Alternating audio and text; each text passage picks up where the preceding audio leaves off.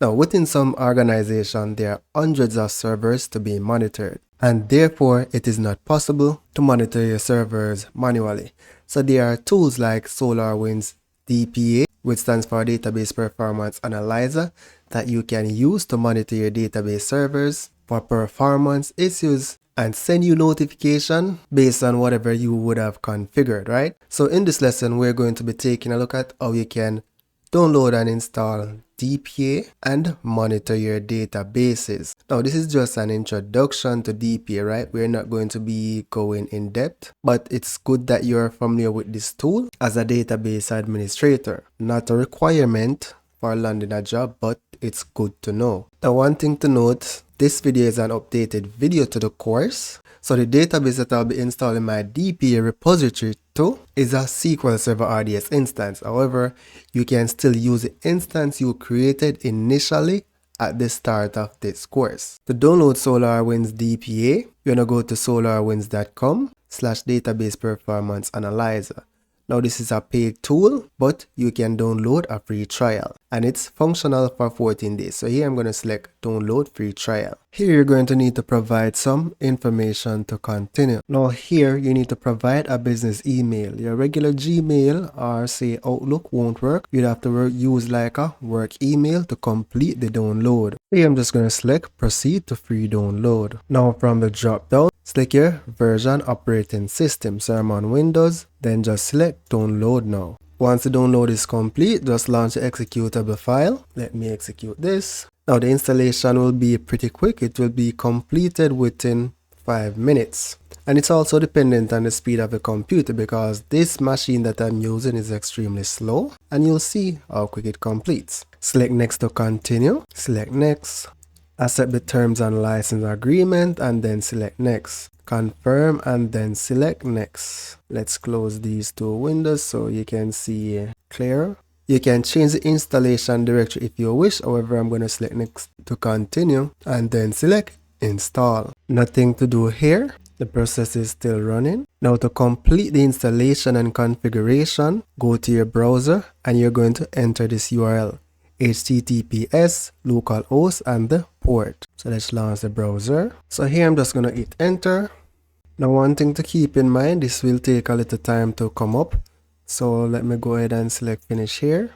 And you have to keep retrying until you see the website comes up. So the URL is finally up. So select advanced and then select continue to localhost. Here select create new DPA repository. Select the type of database that you want to use to hold your repository. Now on this page, you need to select your database type, right?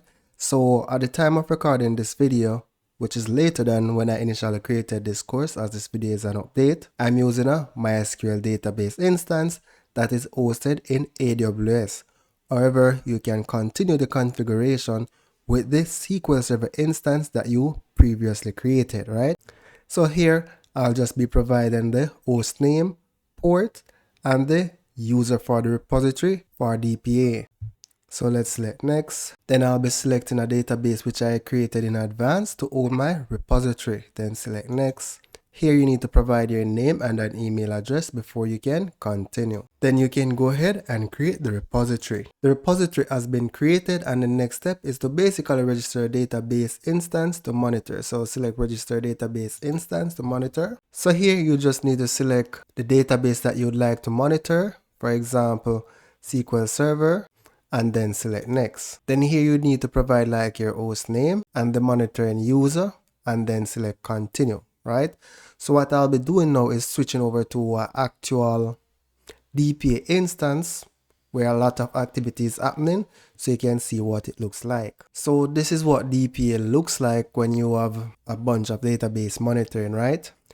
And to monitor a specific instance or see what's going on a specific instance, from the list of databases, you can select it. And then here, some of the tabs are self-explanatory to an extent, but two of the tabs that you want to focus on sometimes when you are monitoring is the current tab to see what is actively happening on the database. So when you scroll down, you see like your CPU utilization, your page life expectancy, right?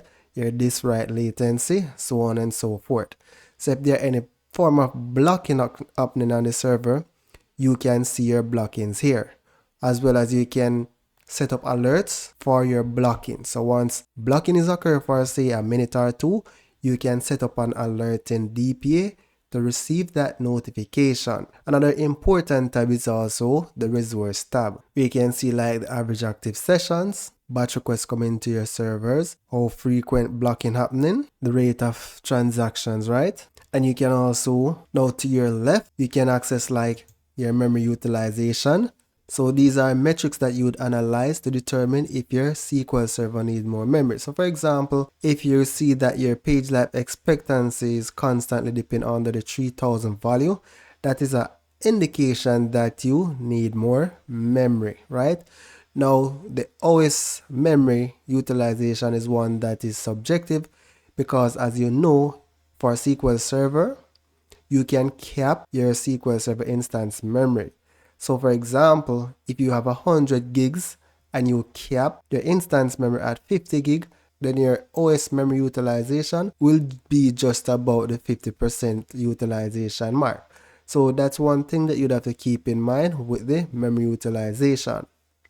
Now on the tuning tab, you'll find your index recommendations that you can review and see if they are worth applying to your database, right? So you'll see things like the current wait time and the estimated savings if you implement that query. You also have the query advisors that will give you information on queries and how you can possibly improve them. Now on the trends tab, it will show you the historical performance of your instance over a specific time period, right? So you can see your waits, you can see programs that were utilizing the database. You can also see the databases on your instance, the machines that are accessing your instance, things like that, right? So once you get familiar with it, you'll see that it's very easy to use. So let's take a look at the storage tab as well. And this will show you an overview of the level of read that is occurring on your database files. Also, if you go on the right tab, you'll see the files that are incurring the most amount of write. Now, to add a database, right, you would go to options and then select register an instance. That's how you'd access it, right? For a license, you can manage your license here, right? If you want to assign like a license to another database server, you can do that from the configuration tab.